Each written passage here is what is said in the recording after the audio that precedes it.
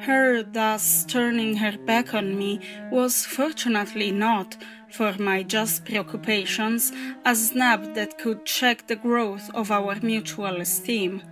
We met after I had brought home little Miles more intimately than ever on the ground of my stupefaction, my general emotion. So monstrous was I then ready to pronounce it that such a child as had now been revealed to me should be under an interdict. I was a little late on the scene, and I felt, as he stood wistfully looking out for me before the door of the inn at which the coach had put him down, that I had seen him on the instant, without and within, in the great glow of freshness, the same positive fragrance of purity in which I had, from the first moment, seen his little sister. He was incredibly beautiful, and Mrs. Groves had put her finger on it.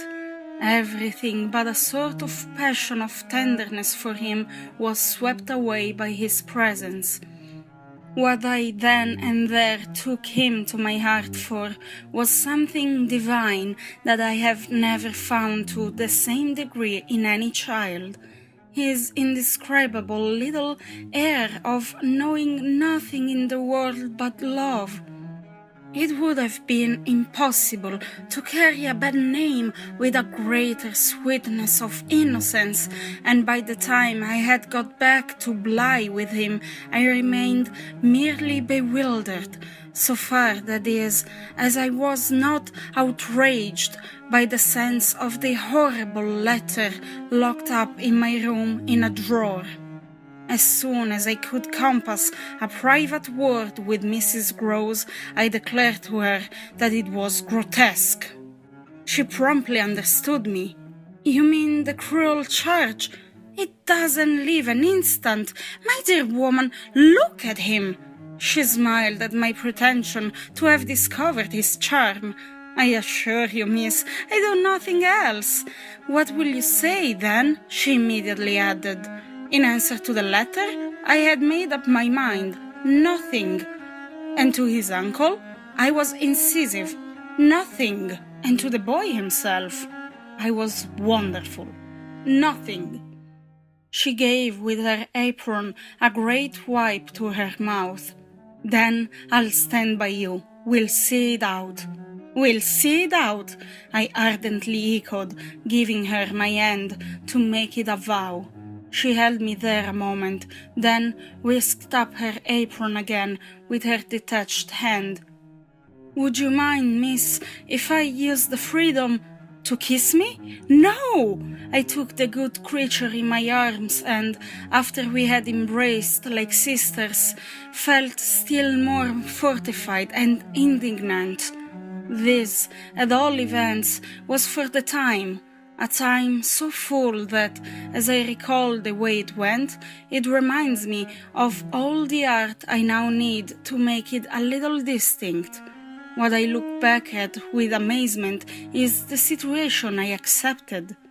I had undertaken with my companion to see it out, and I was under a charm, apparently, that could smooth away the extent and the far and difficult connections of such an effort. I was lifted aloft on a great wave of infatuation and pity. I found it simple in my ignorance, my confusion, and perhaps my conceit to assume that I could deal with a boy whose education for the world was all on the point of beginning. I am unable even to remember at this day what proposal I framed for the end of his holidays and the resumption of his studies. Lessons with me, indeed, that charming summer, we all had a theory that he was to have, but I now feel that, for weeks, the lessons must have been rather my own.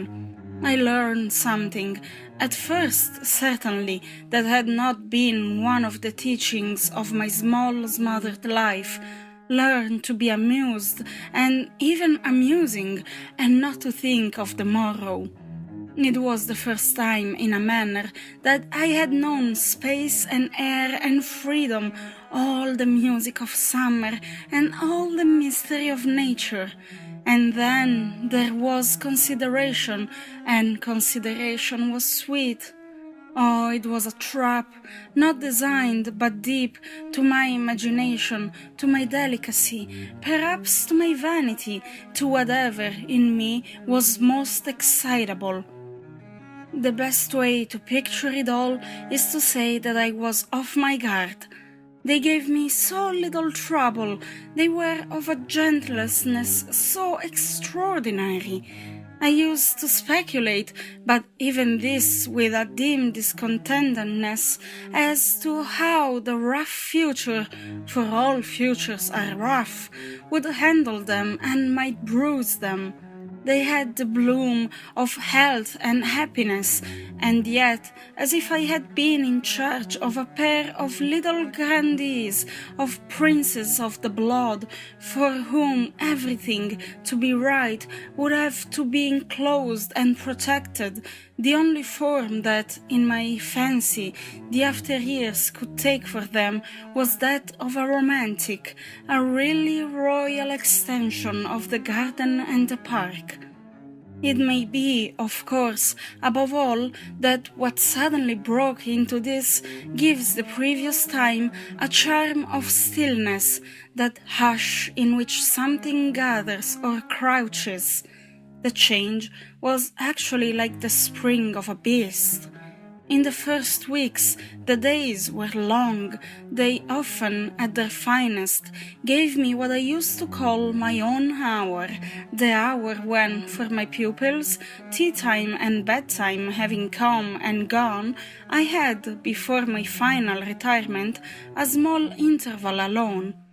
Much as I liked my companions, this hour was the thing in the day I liked most, and I liked it best of all when, as the light faded, or rather I should say the day lingered and the last calls of the last birds sounded in a flushed sky from the old trees, I could take a turn into the grounds and enjoy, almost with a sense of property that amused and flattered me, the beauty and dignity of the place.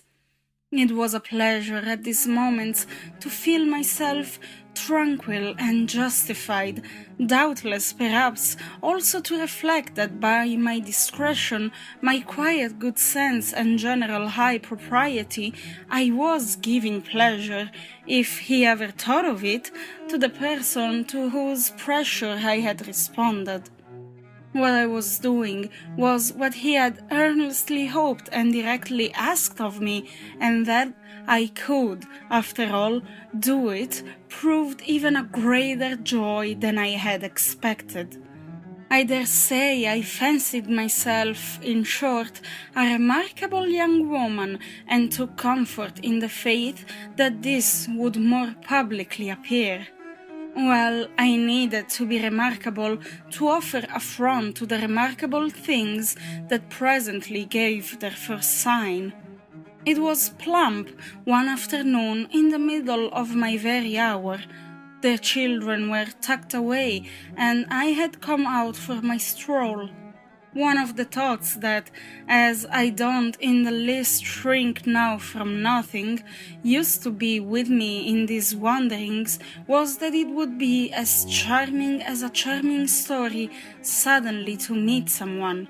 Someone would appear there at the turn of a path and would stand before me and smile and approve. I didn't ask more than that. I only asked that he should know, and the only way to be sure he knew would be to see it and the kind light of it in his handsome face. That was exactly present to me, by which I mean the face was, when, on the first of these occasions, at the end of a long June day, I stopped short on emerging from one of the plantations and coming into view of the house. What arrested me on the spot, and with a shock much greater than any vision had allowed for, was the sense that my imagination had, in a flash, turned real. He did stand there, but high up, beyond the lawn and at the very top of the tower to which, on that first morning, little Flora had conducted me. This tower was one of a pair, square, incongruous, crenellated structures that were distinguished for some reason, though I could see little difference as the new and the old.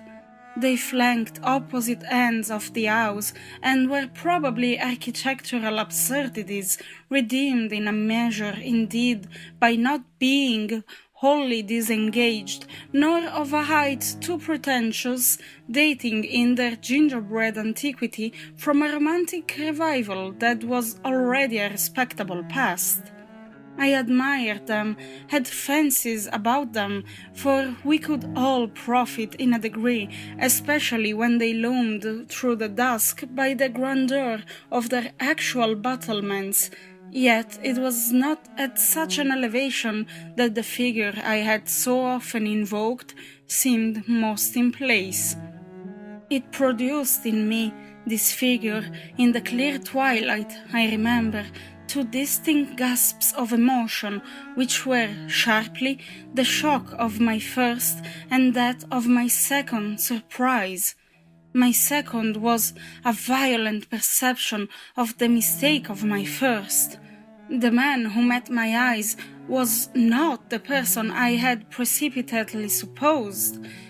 There came to me thus a bewilderment of vision of which, after these years, there is no living view that I can hope to give. An unknown man in a lonely place is a permitted object of fear to a young woman privately bred, and the figure that faced me was, a few more seconds assured me, as little anyone else I knew as it was the image that had been in my mind. I had not seen it in Harley Street. I had not seen it anywhere. The place, moreover, in the strangest way in the world, had on the instant, and by the very fact of its appearance, become a solitude. To me, at least, making my statement there with a deliberation with which I have never made it, the whole feeling of the moment returns. It was as if, while I took in what I did take in, all the rest of the scene had been stricken with death. I can hear again, as I write, the intense hush in which the sounds of the evening dropped. The rooks stopped cawing in the golden sky, and the friendly hour lost, for the minute, all its voice. But there was no other change in nature, unless indeed it were a change that I saw with a stranger sharpness. The gold was still in the sky, the clearness in the air, and the man who looked at me over the battlements was as definite as a picture in a frame. That's how I thought, with extraordinary quickness, of each person that he might have been and that he was not. We were confronted across our distance quite long enough for me to ask myself with intensity who then he was, and to feel, as an effect of my inability to say, a wonder that in a few instants more became intense. The great question, or one of these, is, afterward, I know, with regard to certain matters, the question of how long they have lasted. Well, this matter of mine, think what you will of it, lasted while I caught at a dozen possibilities, none of which made a difference for the better, that I could see in their having been in the house, and for how long, above all, a person of whom I was in ignorance. It lasted while I just bridled a little with the sense that my office demanded that there should be no such ignorance and no such person. It lasted while this visitant, at all events, and there was a touch of the strange freedom, as I remember, in the sign of familiarity of his wearing no hat, seemed to fix me from his position with just a question, just a scrutiny through the fading light that his own presence provoked.